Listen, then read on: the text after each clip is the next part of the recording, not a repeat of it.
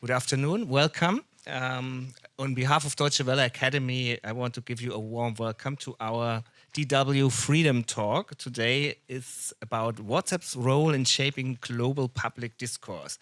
And the occasion of this talk is a publication of a remarkable book, I think. We have here, actually, I have it on my knees. And you also will find it, on the micro and the cards. Quite heavy, a lot of knowledge in here. And we also have prepared a table at the end of this event. You can go there and grab one. There are not, I think we have some copies here, but I'm not sure if it's for everybody, so be quick. And this book is called WhatsApp in the World. And we have the privilege of speaking with the book editors, Professor Sahana Udupa and Herman Wasserman. Welcome to our talk. So both have produced award-winning research that has shaped global debates on online speech, disinformation and journalism. And we are really fortunate to have them here to share their insights. Sahana, you are a professor of media anthropology at LMU Munich, a Berkman Klein Fellow at Harvard, and the founding director of the Center for Digital Dignity.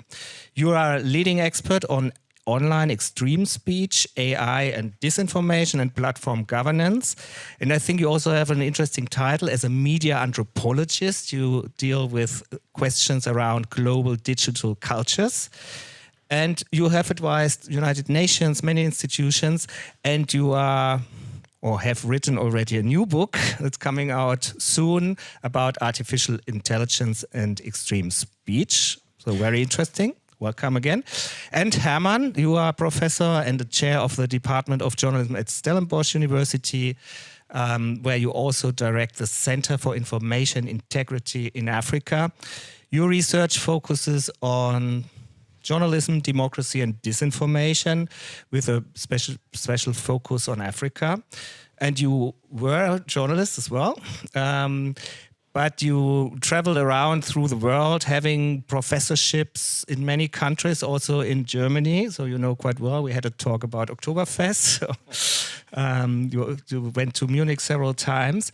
And for me, you always have been a pioneer on the research on disinformation, specifically in the global south, something that was not so much discussed, as you know. So the research is mainly focused on the global north, and Herman has done a lot of research around this. And you also have been involved in several projects at Deutsche Welle Academy, one of the MENA team, for example, about disinformation, and also we produced a disinformation learning guide on this, and you also had a part in this. And Oliver Linow, welcome, our esteemed colleague from DW. You are the go-to person for IT cybersecurity. You are working on internet freedom, and you are in charge for ensuring that DW remains accessible even in countries with internet censorship. And you are also a digital security trainer. Also, welcome to you. You traveled from Bonn, and I'm so happy that you all made it here. And also you are welcome to our colleagues and our guests from outside. Before I hand over to our guests, I want to give you a little context about the topic, of course. I mean, needless to say that WhatsApp is incredibly important in our media development work. Of course, as for Deutsche Welle, it has also is very relevant, WhatsApp as a kind of distribution channel. WhatsApp has been called a technology of life, and for millions of people, specifically in the global south, WhatsApp is the internet because it's reliable, it's easy to use, affordable. And maybe a quick survey between our guests. So who has installed WhatsApp? Raise your hand. Okay. Is there somebody who doesn't have installed it? Oliver. Who of you, okay, deleted it from your phone or? You never had it, okay. Is there anybody using alternatives like Signal or Threema? Same, okay. Yeah, but it reflects a little bit. It's an infrastructure, a global infrastructure. People use it all over the time.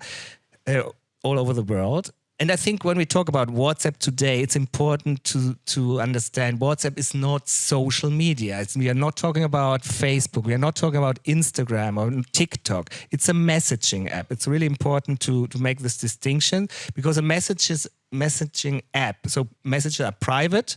They are not visible to outsiders. And the defining feature, and this is at the core of the book, is encryption, the end-to-end encryption.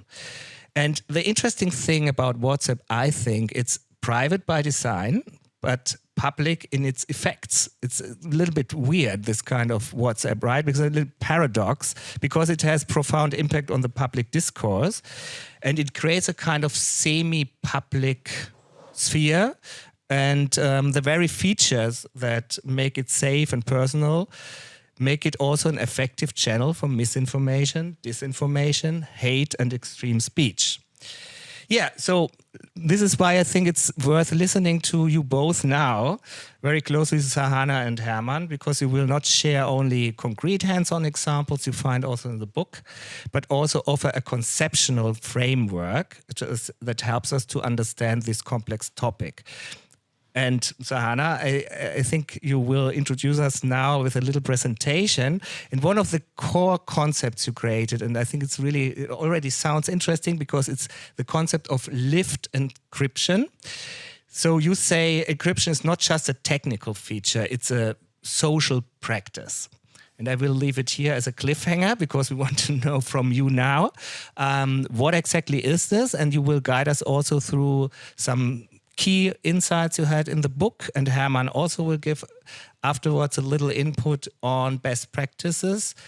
We have thought about around 20 minutes of input. Afterwards, we bring in Oliver for the discussion, and then, of course, we open up to your questions, your insights, and it would be great if we have a lively discussion. We have thought around an hour for this. We have the room until 6:30, so afterwards you also can have a little chat with your colleagues, grab a few fruits, pretzels, have a drink, and yeah, that's it. So Sahana, stage is yours. We are curious to listen to you. Thank you so much. Okay, 20 minutes for Herman and myself. So as professors, we are used to introducing the title of our lecture in 20 minutes. So it is going to be a challenge, but hopefully we are going to summarize some of the key points from this book. And Steffen did such a wonderful job of flagging our key intervention in the book, which I will pick up and develop in this short presentation. So, as Steffen mentioned, WhatsApp is hugely popular, 3 billion active monthly users, 100 billion daily messaging world over. It is one of the central communication tools globally, and it is especially popular in the global south. Here it has taken on many different functions, from family chat, neighborhood gossip, local micro-political canvassing, local trade, businesses, etc. So it is indeed one of the most popular forms of communication in the global south. And this popularity is partly because of low data usage, a predatory rating, which is 0 rating, and path dependency. And some of these features have really established WhatsApp as the internet, as Steffen also mentioned. So one of the key features, especially the technical feature of encryption, is seen as very integral to this kind of messaging platform. And because of this, it is quite distinct from quasi-public social media platforms, which offer publicity and also visible and, in fact, spectacular disruptions of mainstream media and political discourses. In contrast, WhatsApp discourses and messages flow somewhat subterranean, and therefore they are very different from quasi-public social media platforms. In this book, which offers a global view of this vastly popular communications platform, we argue that encryption cannot be taken at face value.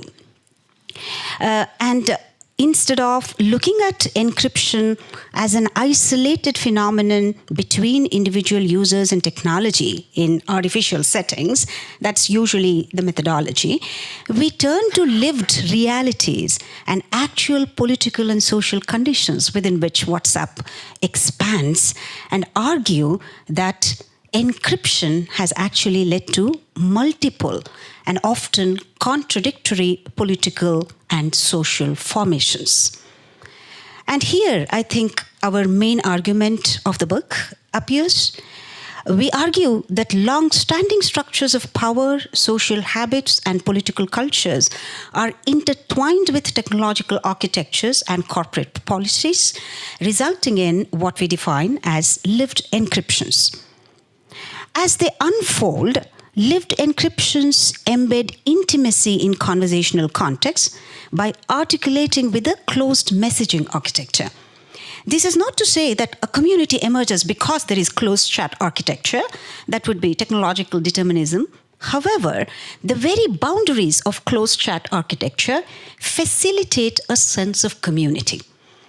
At a bare minimum, this is a communicative formation, which is people feel they belong to the community by sharing, liking, and posting messages with others, thereby developing a sense, an intimate sense of community. And closely linked to this sense of intimacy is the possibility of trust and shared feelings of tight networks. And I always say that shared is the operative word here, because here again, this particular trust is neither reducible nor determined by technology design, but it is vitally linked to social perceptions about WhatsApp. For instance, in Turkey, anthropologist Erkan Zaka, who has contributed a chapter in this book, tells us that WhatsApp is seen as more familial than other social media platforms, and that perception is important to consider. And precisely because of these conditions of intimacy and trust, political actors have actually become very active in enlisting WhatsApp for party-favoring and ideological content. And they've created intrusive forms of political propaganda, which I define as deep extreme speech. I will get to that very quickly. But because of the actions of these political consultants and political actors, WhatsApp groups become connected with other WhatsApp groups and also other social media platforms and other media forms in a way that narratives that get picked up by WhatsApp, we see those narratives on other social media platforms also, or vice versa. What happens on X or Twitter appears on Twitter. Many on WhatsApp, and many times this is not a seamless flow. It is orchestrated and it is invested into. And therefore, this kind of cross-media amplification by political actors paradoxically infuses virality into the otherwise closed chat architecture. And that is another contradiction that we notice. And despite all these technical and social conditions, we also see that law and order authorities, when they do not like a political narrative circulating on WhatsApp, they could upturn the promise of encryption, not only by introducing traceability requirement clauses, but by very direct forms of surveillance. In our book, anthropologist Kim Schumann shows us that in Anglophone Cameroon, it's a routine practice at traffic checkpoints for law and order authorities to stop suspected political dissenters, and these authorities seize their phone to inspect the data, to download the data. So the promise of safety of encryption is upturned in such swift acts of surveillance. And for a very long time, we thought that these practices are prevalent only in the global south. But when you have to travel to the global north now, some countries, which we all know, we are advised to carry a burner phone. And these ambiguities of encryption in social practice, in media practice, lead to a situation where any user begins to adopt a surveillance lens and tweak their own media habits, which means they reset the device, they delete the messages, and they take 100 different precautions, anticipating that their encrypted messaging could be broken open, not by sophisticated technologies, but these brute acts of suppression.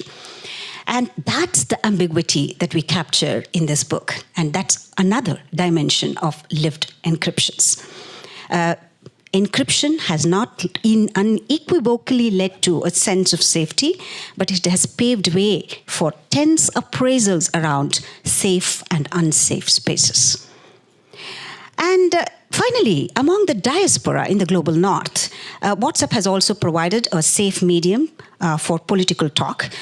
In the volume, Inga Trautig shows us how Cuban Americans, Mexican Americans, and Indian Americans in the US use WhatsApp to discuss American politics without feeling that they are being judged by fellow Americans.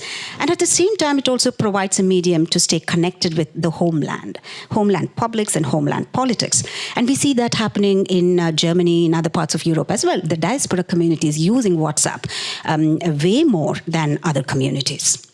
So these are some of the contradictions that we have documented. But despite all these, WhatsApp has raised very difficult barriers for researchers and fact checkers.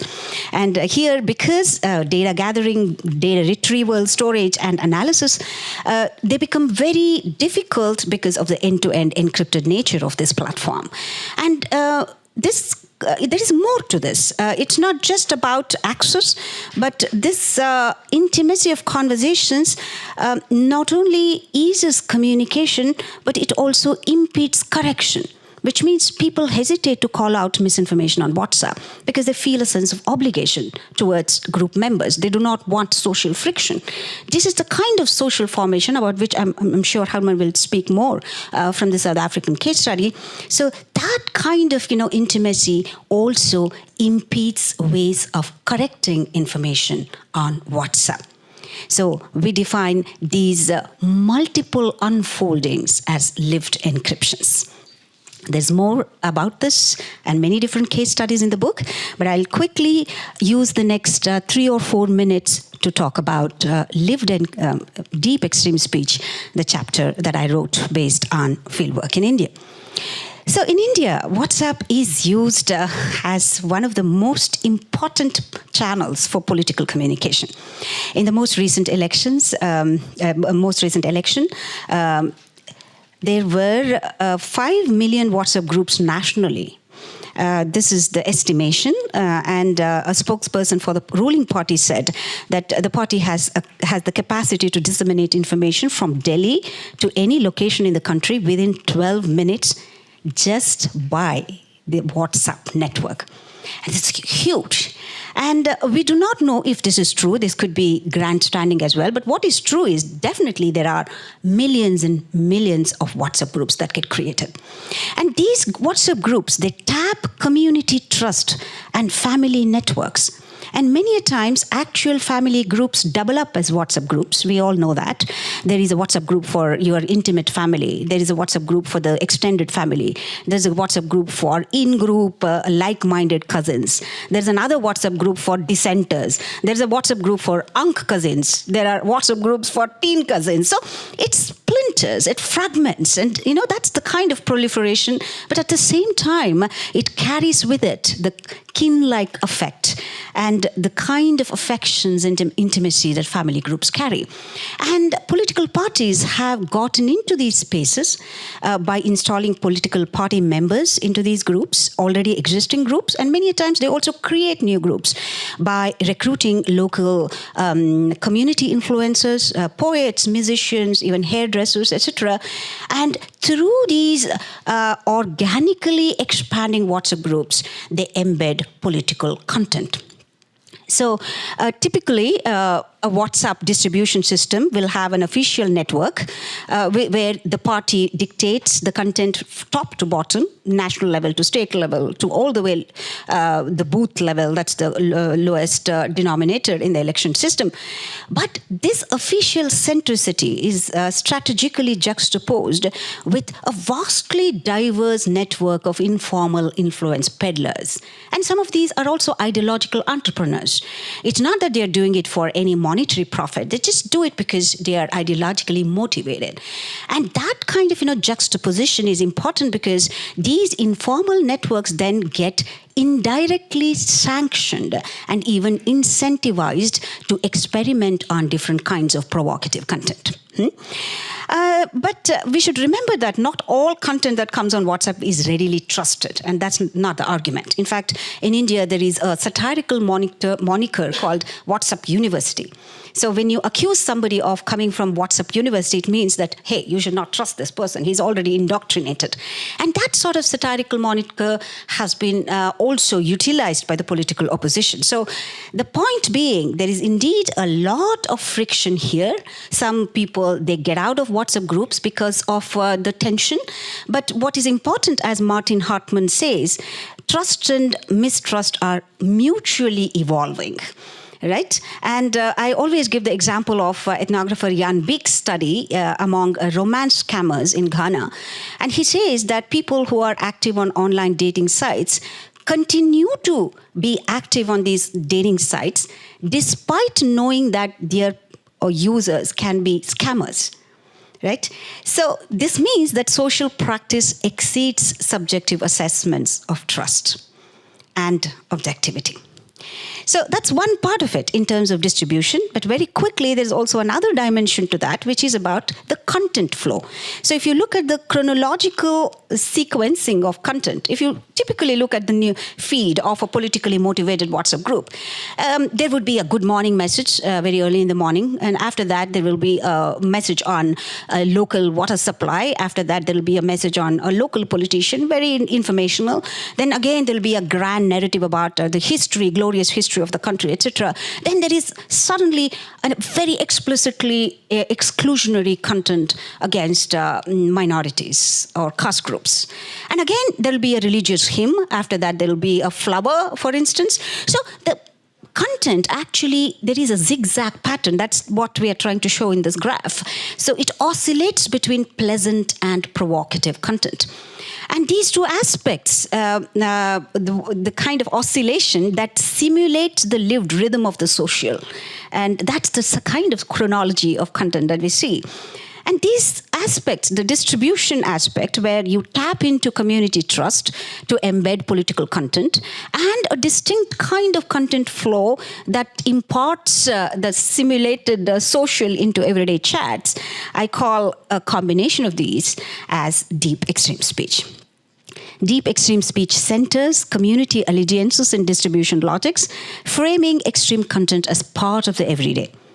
And by doing this, it actually places extreme speech at the confluence of affect and obligation. Affect in terms of emotions, it can be fun, hilarity, but also fear. There are rumors that bank on fear. And this is something that we see on other social media platforms as well. There's a lot of affective engagement on social media platforms. But I think deep extreme speech is especially distinguished by the aspect of obligation, because in these circulatory milieus, responsible action is itself conceived as circulation. The sense that by forwarding the messages, one has done one's duty towards the community, towards the group they belong to. And therefore, when messages are embedded within personalized, trust-based networks, what ensues is not as much a problem of truth, whether it is true or false, or the problem of morality, whether it is good or bad, but an emotional or obligatory urge to share them and be in it, if not with the flow. And I define that as deep extreme speech, something that characterizes WhatsApp and makes it a very difficult platform for fact-checkers and also anti-hate initiatives. I will leave it at that, and I'll invite Herman to take over.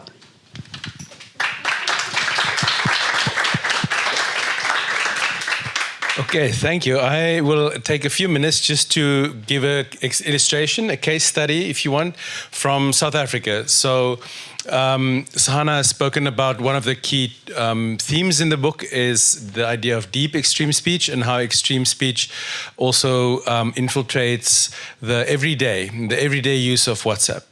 And so what we were interested in, my colleague Danny Madrid-Morales and I, who wrote this chapter in our book, was also looking at how young people, especially we spoke to students, how young people engage with WhatsApp and how they encounter disinformation on WhatsApp. It was part of a broader project in which we also tested media literacy or misinformation literacy as a countermeasure against disinformation, to see how young people also can counter disinformation and to what extent they are empowered to do so.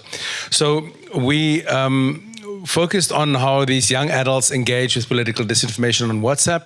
We looked at 4 universities. We visited 4 universities around the country, and it's important that they are from very different, not only geographical areas, but also different demographics often, the students with different backgrounds. And we were trying to understand how this engagement with WhatsApp says something about how extreme speech and disinformation infiltrates or shows up in their everyday use of this platform. So we know that disinformation in the African context, South African context, and more widely in the global South is not something new.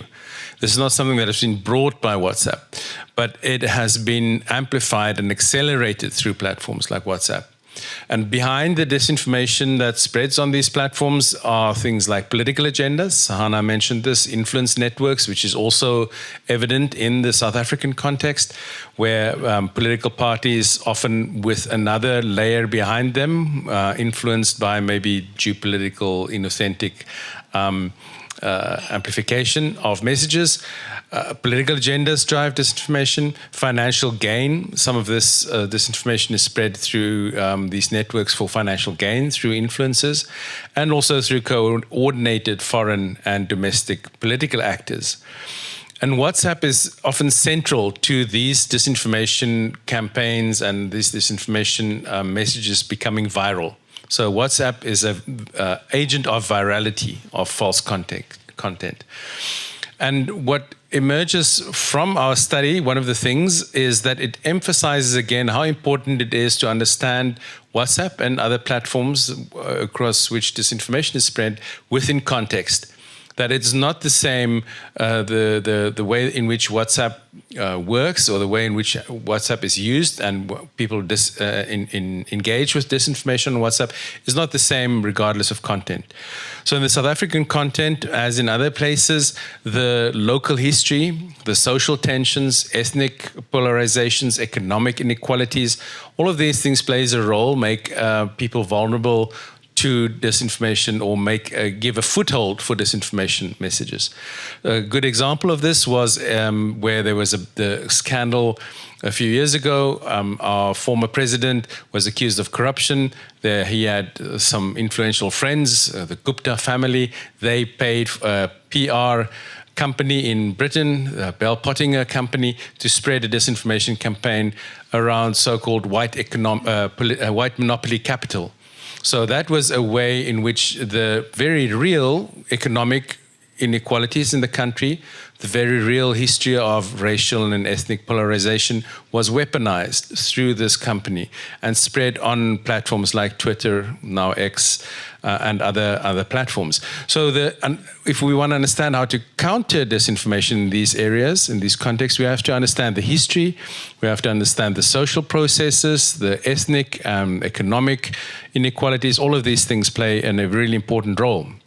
So again, Sahana's point right at the beginning was that we see WhatsApp as a platform that is enmeshed within locality, within these histories. So this is also how we approached our study of young people's engagement with WhatsApp. So without going into too much detail because of the lack of time, just to say that there are maybe 4 main themes emerging from these interviews, focus groups that we did with students. The firstly is that there's a diversity of experiences on WhatsApp. So we should not assume that there's a homogeneity, that everybody engages with WhatsApp on the same way, nor that one particular group is particularly vulnerable.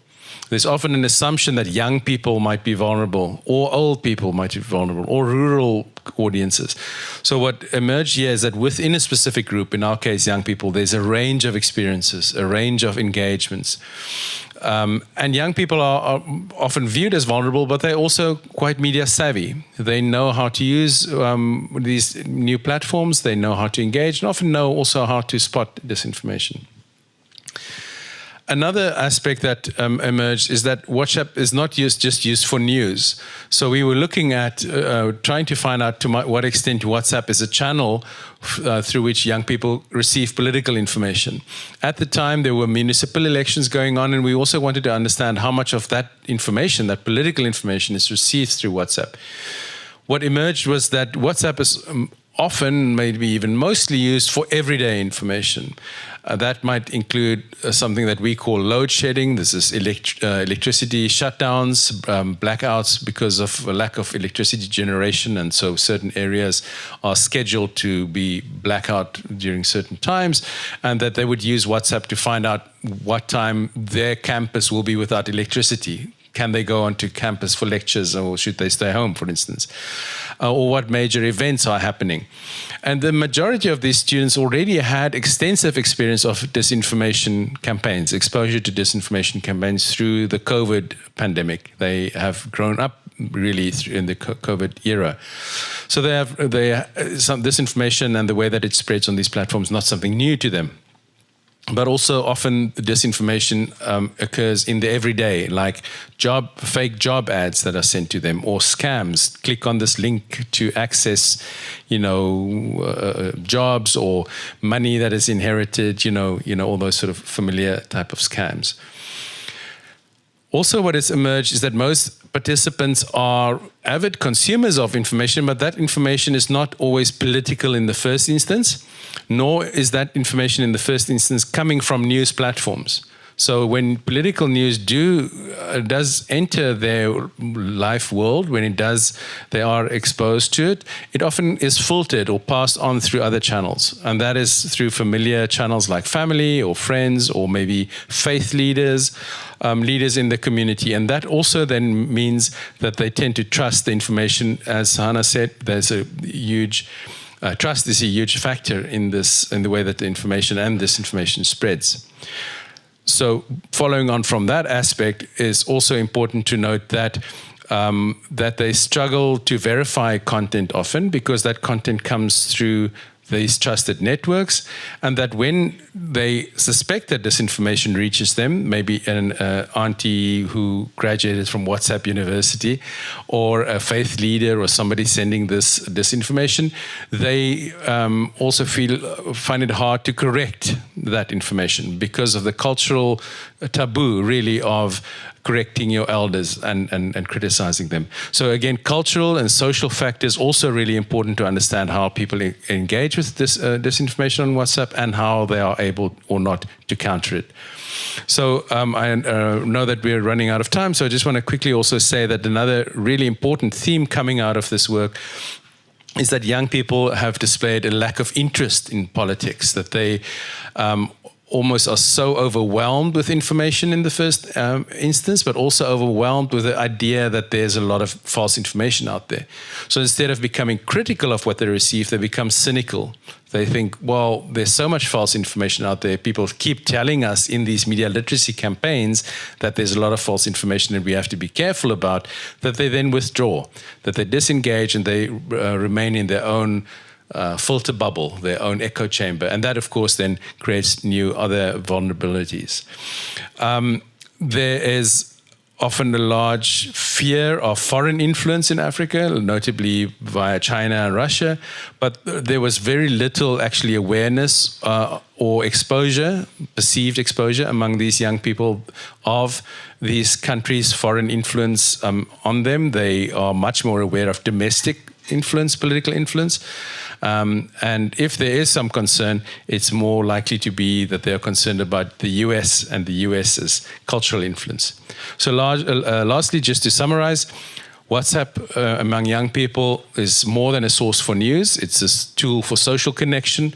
And that social connection then in turn becomes the way in which they engage also with political information. So political information is accessed via the social. And that, I think, is an important distinction. Secondly, students, the way that they engage or disengage with disinformation is largely shaped by social and cultural factors like respect, digital literacy, political disinterest. Thirdly, political apathy, the withdrawal from politics might in fact mitigate some of this threat because they are not so exposed to political disinformation if they withdraw.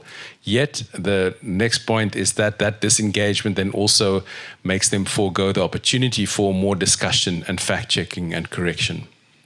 And largely, I think this case study or this illustration in this chapter illustrates, like many of the other chapters in the book, that we have to understand disinformation, messaging platforms, and also the countermeasures like media literacy efforts. We have to understand them within the social and the local and the specificity of context. There is not a one-size-fits-all understanding. We have to understand them within family, cultural, and group dynamics. Again, coming back to the idea of lived encryptions.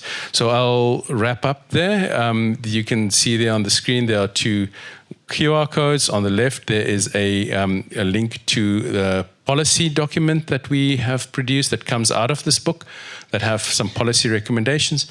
And the other one takes you to the book site where you can either order the book or you can read it online, free access. Thank you. Thank you so much. Thank you so much, Sahana and Herman. This was really interesting insights and a lot. I mean, it's really a lot to sort in this topic. And let's bring in Oliver. I mean, if I were an authoritarian leader, I would say, listening to Herman and Sahana, oh, I have to ban WhatsApp. And it's happening. And Russia is planning to ban WhatsApp, as we could read in the news, and trying to create another platform controlled by the government.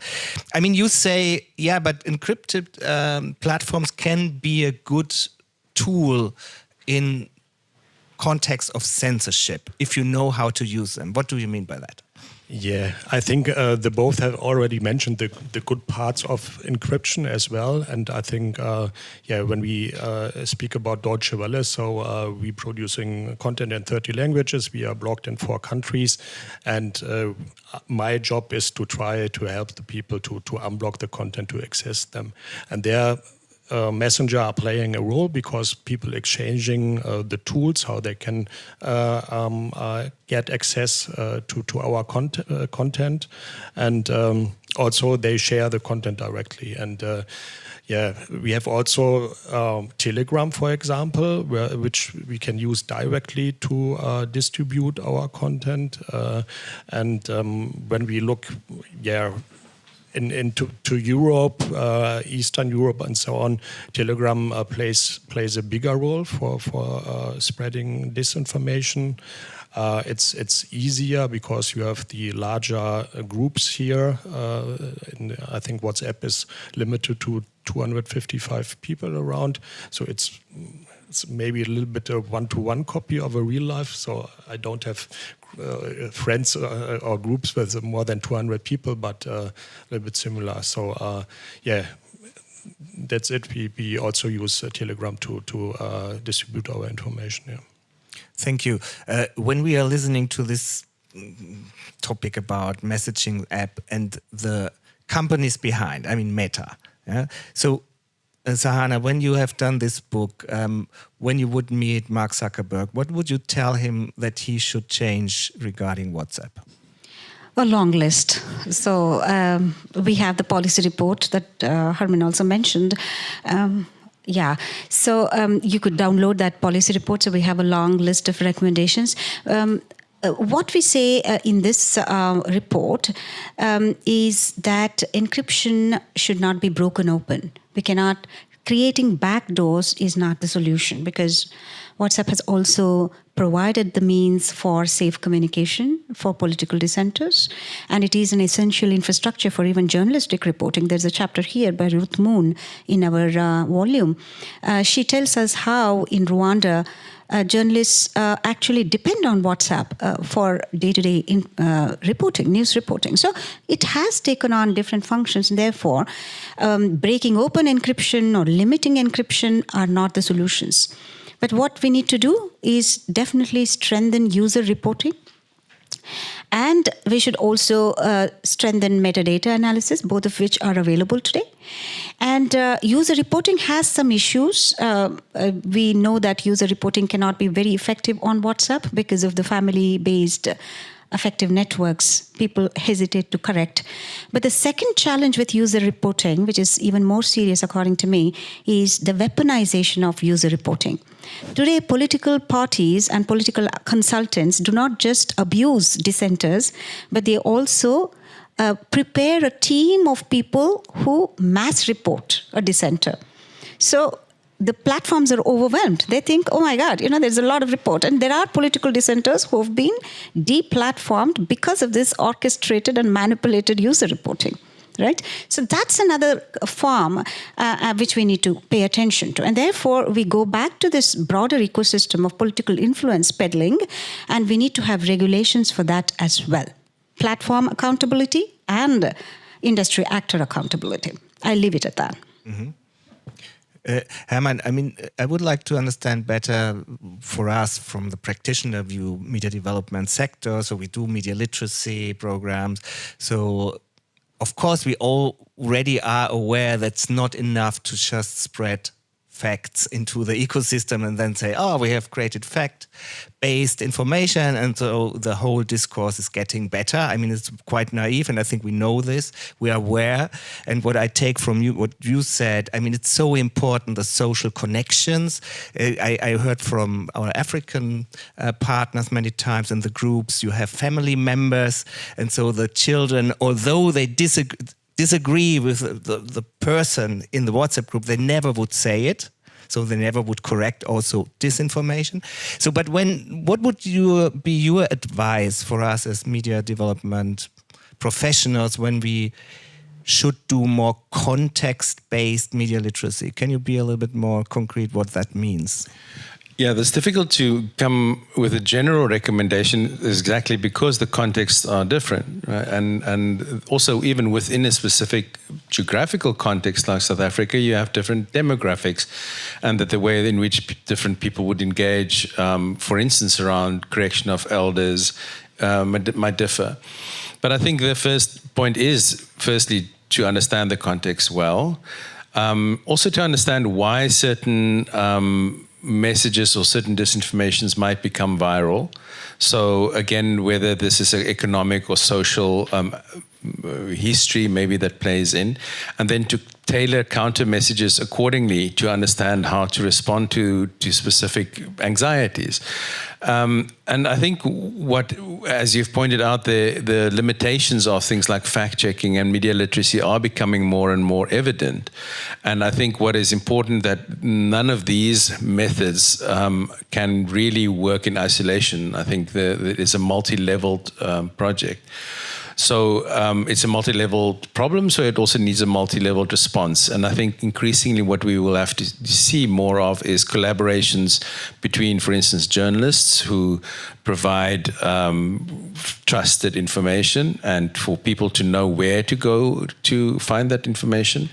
Fact-checkers that do fact-checking, but then again empower people also themselves to do fact-checking. I think it's important that fact-checking is not something that is top-down, because that can also provide sometimes actually or cause the counter, exactly the opposite effect, where certain disinformation or rumors become sticky when they are fact-checked. They become even more surfaced. And then media literacy efforts, again, not top-down, but really from the bottom up, understanding what is the level of literacy, what literacy efforts might be needed, but then also to understand that, again, this is about participation and empowerment. When people are just constantly told, you have to educate yourself, you don't have the skills, etc., then it often becomes also disempowering. So I think a combination of those different countermeasures would be important. And again, listening is really important to understand what are the things coming up, what are the rumors and the disinformation coming up, what are people saying, and not assuming that you know what the problem is. Mm-hmm. Yeah, and this also, I think, affects the idea of encryption, because I'm not sure how many people really know what encryption is from the normal users, that they are aware. And Oliver, I mean, more from a technical perspective, I would like to know, because we have now this question or this discussion around digital sovereignty, sorry, difficult word. And if we look towards the United States, I mean, what happens if Donald Trump says, no, but now let's check WhatsApp and the messages? So how can I imagine, is it possible to read my messages if Trump orders it? Or does end-to-end encryption mean, no, you are safe, they cannot, not even Meta could read your messages? Yeah. First of all, I'm happy that Sahana has mentioned that she don't want to have any backdoors in the encryption, because there are no good backdoors, only for the good ones. And this answers also your questions a little bit, maybe, because the communication is encrypted in WhatsApp. It's end-to-end encrypted, and it's impossible to intercept this encryption, and it is nowhere stored on any server. It's on the same level like Signal, for example. But they collect all the metadata, and the metadata has a high value, as we all know, and the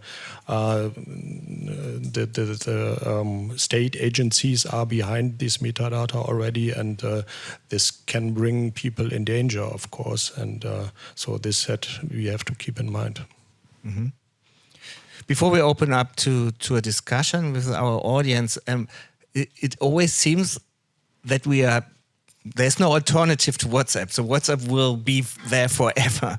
What do you think? Is WhatsApp the platform that will prevail in age of AI, or do you think it makes also sense to think about alternatives? Like, I mean, Signal is quite used between professional users, like journalists use it a lot. We have a lot of our partners use Signal and are very happy with it because it works quite well. But so what is your take on this dominance of WhatsApp? Yeah, maybe you can share. Well, sitting in Europe, if I were to say that WhatsApp domination is going to continue, that's not quite all right.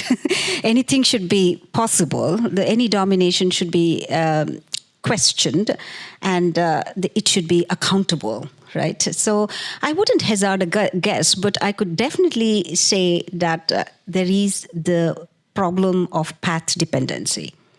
And people are already familiar with this. It is very entrenched. And therefore, newer platforms will find it difficult to enter this space because of the sheer popularity of this. And then these companies are also innovating and introducing newer features. And WhatsApp has now introduced something called channels, which is very different from end-to-end closed chat architectural space.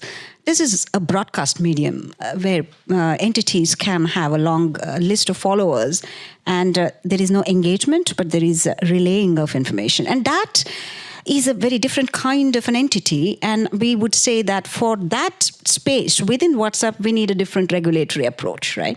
So we need different kinds of regulatory instruments. Mm. What would be another panel, I think.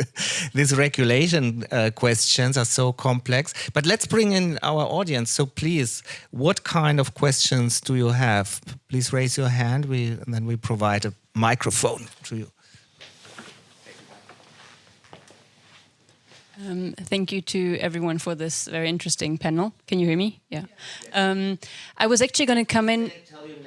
Okay. My name is Lucy Göttler, and I work for the W Academy in the European Advocacy Department. So, of course, the regulations is something that's very interesting. But I wanted to come in on the last point that you mentioned, Sahana, on the channels, because it is a new feature, and of course, there you don't have this interaction, you don't have the family ties. Still, it's something that I see is very much used among political parties or from other groups to spread information. From your assessment, do you think information travels in the same speed or better in these channels than in groups? Because, of course, in groups, someone needs to share and relay, and that information travels then needs to go from one family group to another family group. So maybe those broadcasting channels work better in getting information quickly to a lot of people, but then you don't have the family ties. So I would be interested in that a bit more from your assessment. Right. We have not, at least I have not assessed it because it's a new feature, it's growing. And we need to see how that content enters the traditional WhatsApp architecture. So what is the flow of messaging between channels and closed chat architectural spaces? That's an open question. So I have not explored that because we have documented this in the policy report, and we say that for that entity, we need to have regulatory instruments that are similar to any other social media platform. And therefore, we advocate for introducing trusted flaggers, which is a regulatory instrument in DSA, where entities receive the status of trusted flaggers and platforms have to act on priority when they report. And for traditional WhatsApp messaging, probably this was not a suitable category. One could question, but certainly for channels, this is a very useful category, right? But I also hear that it's very difficult to obtain trusted flagger status in Germany, at least. So we need to be hastening this process and easing some of these bureaucratic processes. Therefore, I do not have an answer about how WhatsApp channels are going to influence other parts, right? That's evolving, I would say. It might not have the stickiness, but it does have features of so-called quasi-public social media platforms. So you can actually probably extrapolate some of those findings onto channels. More questions?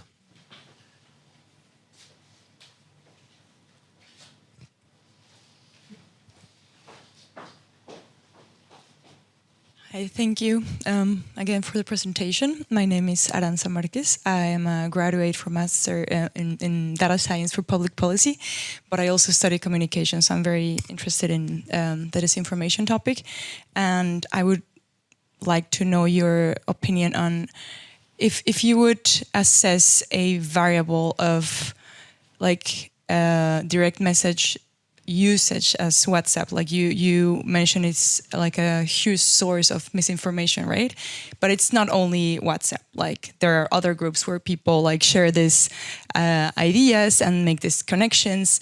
And you mentioned also like this local level of like, yes, sharing and this sense of belonging.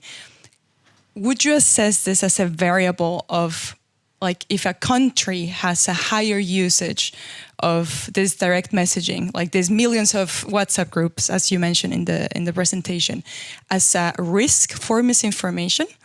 Like, would it be a variable to indicate, okay, considering that India has like so and so many WhatsApp groups, this is an indicator that misinformation is growing compared to any other country? I don't know if you have an input on that. It's a data science question. So as qualitative researchers, we are going to complicate the question itself because there is no single variable here, right? So clearly, one could not say that the more WhatsApp groups there are in a particular context, the more likelihood there is for misinformation. I cannot say that. In fact, what we advocate, scholars like us, is a multi-layered analysis. So which means what is the historical context? In the case of India or in South Africa, we have to take into account different kinds of tensions that are historically constituted. So an eye for historical contextualization is very, very integral to our methodological practice. And therefore, extreme speech as a framework, it advocates for ethnographic sensibility and what do people do with media, etc., and historical contextualization. We say that because that will free us from this media-centric analysis, right? So therefore, this question for us becomes a question of how does WhatsApp or any other social media platform facilitate extreme speech under these conditions? And that's the kind of question that we would pose, right? So clearly, that straight correlation is difficult.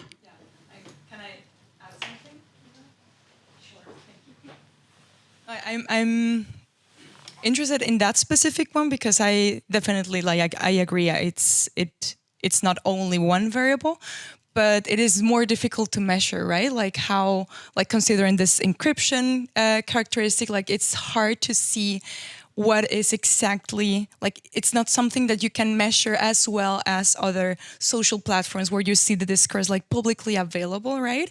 But if we would just have the numbers of this like usage of WhatsApp,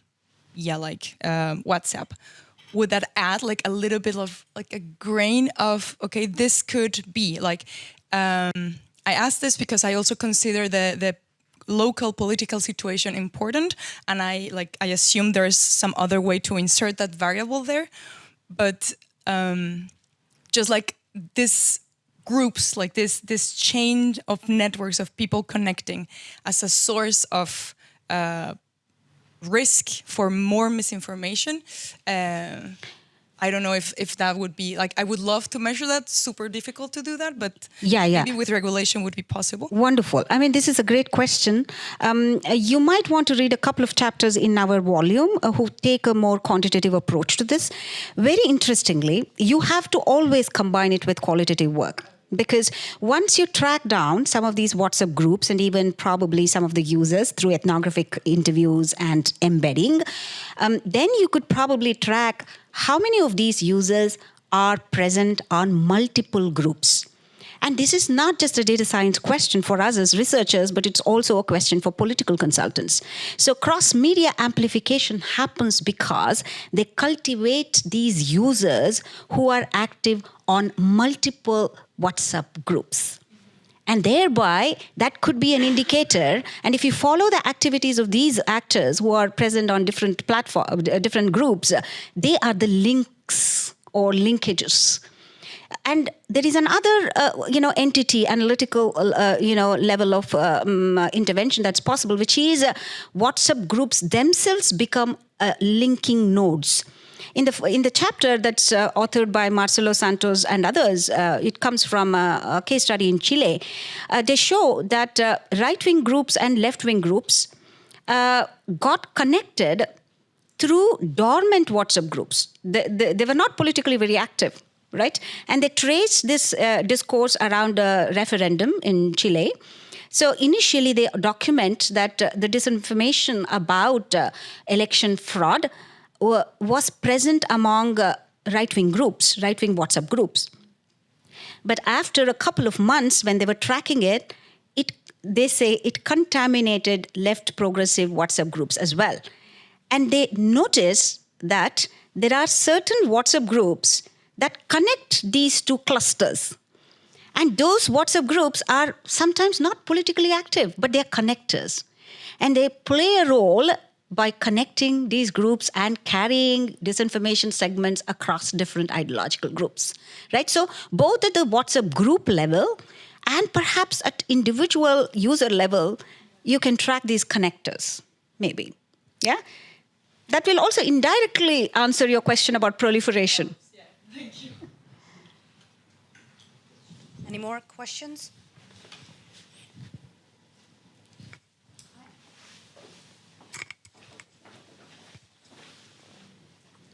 Hi, Dennis Reineck from DW Academy. Very interesting research that you're doing.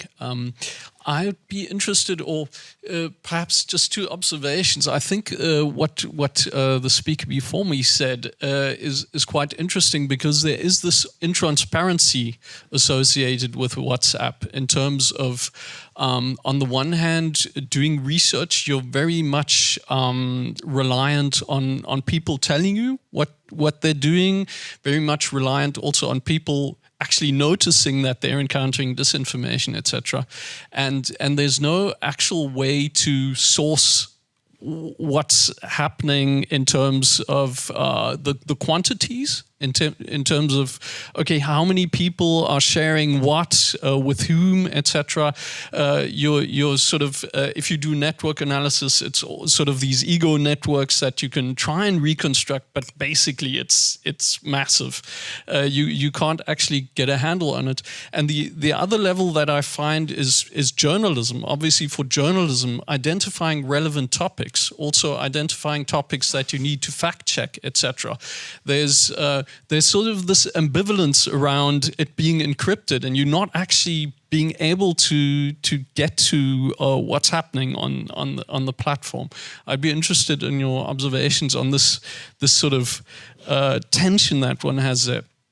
The second observation is about media and information literacy. I've done quite a bit of research on the topic, and what I find interesting is we bring people together in these classrooms or training courses, and we teach them, okay, how do you verify information? How do you do this and that?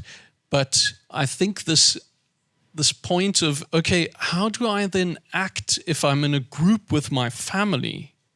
And how do I do this in a context-sensitive manner that I somehow bring in certain extra information, etc., without actually contravening these codes that you have in terms of stepping on your grandfather's foot for having shared something. So this contextual knowledge seems to me to be missing from media and information literacy courses, so that you actually teach young people, okay, how do I behave? How do I navigate? How do I bring in these arguments in a sensitive manner so that people actually take the point and say, oh, okay, sorry for sharing sort of bogus information. Maybe that's something we can think about within the Academy. Thanks. Shall I make one or two observations? I mean, on the first point about the ambivalence, I think that is part of exactly also the structure of our book. We look at the fact that WhatsApp often offers a refuge to people, to activists, to journalists themselves, that it for journalists often a way to get in touch with a broader network and as a trusted network. But then again, the lived encryption aspect of it is that when your phone gets seized or when police harass you and forces you to hand over the data, then that encryption doesn't really help anything. So it has to be understood within the localities. So that ambivalence, yes, is absolutely true. Also, then another aspect is that the encryption makes it difficult for research itself. So I think the point has been made, but that access to that data is not that easy. So you have to also innovate around methodologies. So for instance, data donation is one methodology that has been used, that people donated. Another is more ethnographic methods, that you sit with people and they scroll through the messages and show you. So methodologically, it also poses these questions. And there's that ambivalence. In terms of the media literacy aspect, and this maybe also point to the previous point around the growth of broadcast channels and so on, I think one can also look at WhatsApp as a facilitator of countermeasures. So again, in the South African context, there have been examples of how people have been encouraged to use WhatsApp as a way to report disinformation, and that there have been campaigns like one campaign was called "What's Crap on WhatsApp," to tell people, so tell us what is going on there. So it's a way also to encourage the donation or the reporting through WhatsApp to the fact checkers, and then again there's that sort of circle. So but I think the bottom line with literacy efforts is that this cannot be done top-down, something that can be designed here and then implemented elsewhere. It has to be designed from the start with the incorporation and the participation of local people. And you have to ask them, how do you think we can bring this message across? How do you think we can facilitate or encourage people to correct this information without transgressing these boundaries and norms? And that's something that only those people themselves can really come up with. So I think it calls for more participatory methods and more inclusive, and again, more collaborations between literacy efforts, journalists, fact checkers, human rights activists as well, because often this has to do with issues of access and real access and the sort of work that goes beyond just the first level of access, but to real use. So these things are complex, and I think they have to be understood firstly collaboratively and participatorily, but then also, again, from the bottom up. Can I add something? I see the audience research is very hard, but at the end you have written a book about 270 pages, and it's not all about. It's also about the difficulties of research. I understand, but I think first we have to protect the privacy of all the users that are using end-to-end encryption chats, and. And we see also when we try to find out, we make audience research in countries where we are blocked, then we are doing surveys. That is a way that you are also doing. And so it's a way that we can get anonymized data and useful information for our side.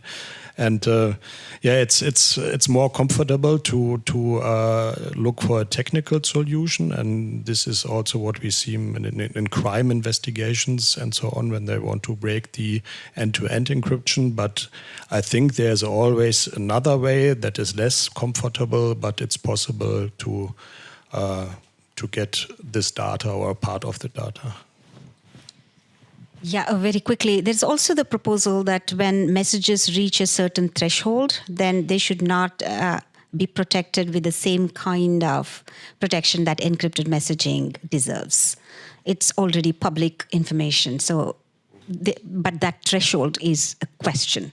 So if one could agree, then perhaps, right? That's one point. Thank you so much, and thank you, the audience. Maybe before there's still some fruits and pretzels, so when we have a little time for you, you can have chat together, and we are here until 6:30. But maybe now for the audience, a last round, the last thought. What thought do you want to give as a takeaway for the audience? Maybe each of you, just something that comes to your mind that we should watch from now, or a question we should deal with. So, as a last round, who wants to start? Oliver, I see you. Oh, difficult. I think we have to start with comparisons in the analog era, maybe. So what was the meaning of privacy at this time? And there it was also possible that we have a private room where the family talks, and where also in the family you have an uncle is an idiot and tells you scrap. And of course it is different, but I think a part of this happened also before we have used WhatsApp and Messenger apps, and this is, I think, we have to keep in mind. Thank you. I would say, there are a lot one can say, and I think with the point about context-specific research and participatory research has been made.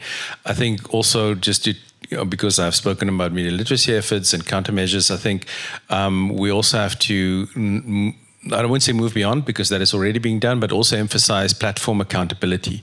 So not only that we direct our emphasis on the individual users and their media literacy and the fact-checking, but that we really also, and this is what we try to do in our policy report here, is that we also want to keep the platforms themselves accountable. And I think increasingly, for instance, just when you talk about reporting in the sub-Saharan African context, where I come from, the African context, they're often the moderation and the accountability is so low compared to what is available elsewhere, and the way that those moderators are often treated, and the resources available, the response time. We have a recent example of child sexual abuse material that was surfaced on WhatsApp in South Africa, and it took a court case to threaten the arrest of the local Meta representative for them to take action.